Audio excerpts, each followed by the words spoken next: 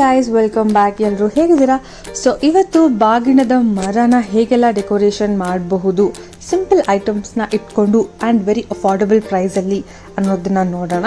So ಇದಕ್ಕೆ ಜಾಸ್ತಿ items ಏನೂ ಬೇಕಾಗಿಲ್ಲ.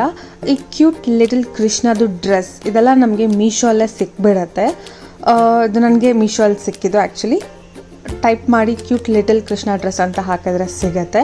ಸೊ ಇಲ್ಲಿ ಕಲರ್ ಎಲ್ಲ ಬಂದಿತ್ತು, ಆಲ್ಮೋಸ್ಟ್ 6 ಕಲರ್ಸ್ ಬಂದಿತ್ತು ನಮಗೆ. ಸೊ ಫಸ್ಟಿಗೆ ನಾನು ಏನು ಮಾಡಿಕೊಂಡೆ ಅಂದರೆ, ಇಲ್ಲಿ ಗ್ಯಾಪ್ ಇರುತ್ತೆ ಸೆಂಟ್ರಲ್ಲಿ, ಅದಕ್ಕೆ ಒಂದು ಡಾಟ್ ಸ್ಟಿಚ್ ಥರ ಮಾಡಿಕೊಂಡೆ. ಸೊ ದಟ್ ಗೌರಿ ಮುಖವಾಡನ ಇಟ್ಟಾಗ ಚೆನ್ನಾಗಿ ಕಾಣಿಸುತ್ತೆ, ದ ಹೋಲ್ ಡ್ರೆಸ್ ಸ್ಕರ್ಟ್ ಥರ ಕಾಣಿಸುತ್ತೆ ಅನ್ನೋ ರೀಸನ್ಗೆ. ಆ್ಯಂಡ್ ಇದು ಗೌರಿ ಮುಖವಾಡ, ಇದೂ ನಮಗೆ ಮೀಶೋ ಅಲ್ಲೇ ಸಿಕ್ತು.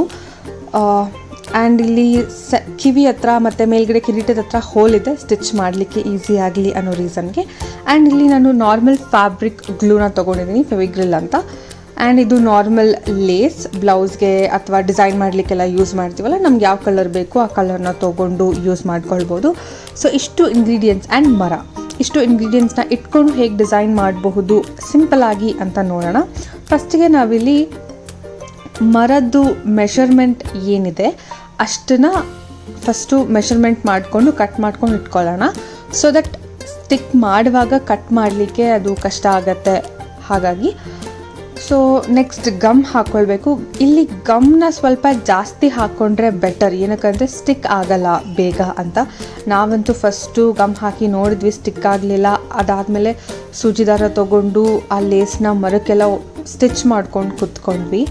ಅದಾದಮೇಲೆ ಸ್ವಲ್ಪ ಟ್ರೈ ಮಾಡೋಣ ಅಂದ್ಬಿಟ್ಟು ಗಮ್ನ ಜಾಸ್ತಿ ಹಾಕಿ ನಾವು ಸ್ಟಿಕ್ ಮಾಡಿದ್ವಿ, ಅಂದರೆ ಅಂಟಿಸಿದ್ವಿ.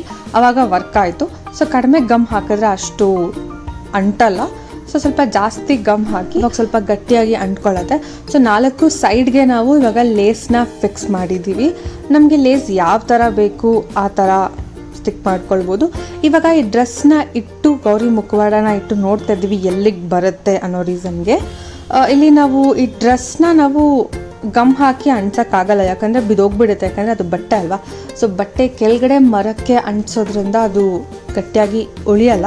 ಸೊ ಹಾಗಾಗಿ ನಾವು ಅದೇ ಕಲರ್, ಅಂದರೆ ಆ ಡ್ರೆಸ್ದು ಏನಿದೆ ಎಕ್ಸಾಕ್ಟ್ ಕಲರ್ ಅಲ್ದಿರ ಸ್ವಲ್ಪ ಮ್ಯಾಚಿಂಗ್ ಆಗೋ ಅಂಥದ್ದು ಥ್ರೆಡ್ ಮತ್ತು ನೀಡಲ್ನ ತೊಗೊಂಡು ಸ್ಟಿಚ್ ಮಾಡ್ತಾಯಿದ್ವಿ. ಪೂರ್ತಿನೂ ಸ್ಟಿಚ್ ಮಾಡಬೇಕು ಅಂತ ಏನೂ ಇಲ್ಲ, ಅಲ್ಲಲ್ಲೇ ಒಂದು ಡಾಟ್ ಹಾಕ್ಕೊಂಡು ಇಟ್ರೂ ಸಾಕು.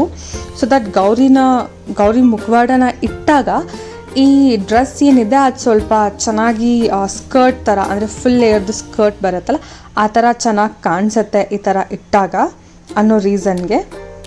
ಫಸ್ಟ್ ನಾವು ಸ್ಟಿಚ್ ಮಾಡೋಕ್ಕೆ ಮುಂಚೆನೇ ಮೆಷರ್ಮೆಂಟ್ನ ನೋಡ್ಕೊಳ್ಬೇಕಾಗತ್ತೆ ನಾವು. ಎಲ್ಲಿ ಬರುತ್ತೆ, ಹತ್ತಿರ ಬರುತ್ತಾ, ದೂರ ಬರುತ್ತಾ, ಅಥವಾ ಸೆಂಟ್ರಲ್ ಇದೆಯಾ ಇಲ್ವಾ ಏನು ಅನ್ನೋ ಇದರಿಂದ ನೋಡ್ಕೊಳ್ಬೇಕು.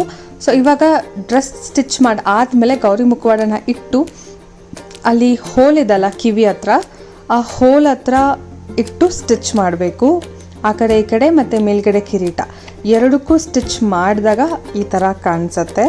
ಸೊ ನೋಡಿದ್ರಲ್ಲ ಫ್ರೆಂಡ್ಸ್, ಈ ಥರ ಕ್ಯೂಟಾಗಿ ಡೆಕೋರೇಷನ್ ಮಾಡಿ ಬಾಗ್ನ ಕೊಟ್ಟರೆ ತುಂಬ ಚೆನ್ನಾಗಿ ಅನಿಸುತ್ತೆ ತೊಗೊಳ್ಳೋರ್ಗೂ ಕೂಡ. ಸೊ ಇದೇ ಥರ ವೀಡಿಯೋಸ್ಗಾಗಿ ನನ್ನ ಚಾನಲ್ನ ಸಬ್ಸ್ಕ್ರೈಬ್ ಮಾಡಿ, ಬೆಲ್ ಐಕಾನ್ನ ಕ್ಲಿಕ್ ಮಾಡಿ, ಸೊ ದಟ್ ನಾನು ಯಾವ ವೀಡಿಯೋಸ್ ಕೂಡ ನಿಮಗೆ ಮಿಸ್ ಆಗಲ್ಲ. ನೆಕ್ಸ್ಟ್ ವೀಡಿಯೋಲ್ಲಿ ಸಿಗೋಣ.